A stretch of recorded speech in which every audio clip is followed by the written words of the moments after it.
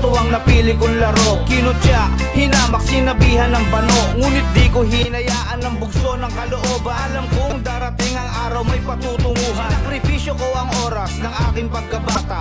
Imbis maglaro, sumulat ng mga talata. Nagsimula sa kwentong simplit may kabuluhan. Parang pagkatao ko ang puno ng kahulugan. Hanggang sa dumayo sa duelo ng tugmaan. Doon ay unti-unting nakilala ang pangalan. Ngunit kahit ganon, ang mga paay nasa baba. Mga bakas at yapak